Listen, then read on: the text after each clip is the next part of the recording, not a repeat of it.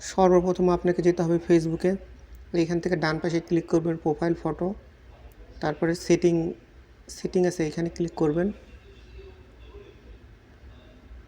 এখন স্ক্রল করে নিচে আসবেন, দেখতে পাচ্ছেন ল্যাঙ্গুয়েজ অ্যান্ড রিজন, এখানে সিলেক্ট করবেন। ল্যাঙ্গুয়েজ ফর বাটন প্রথম যে লাইনটি আছে এখানে ক্লিক করবেন। তো আমার এখন ফোনটি ইংলিশ ভার্সন করা আছে, তো আমি এখন বাংলাতে করব। আপনি বাংলা সহ যে কোনো পৃথিবীর ভাষায় এখানে আপনি সিলেক্ট করতে পারবেন, তো আমি বাংলা করব।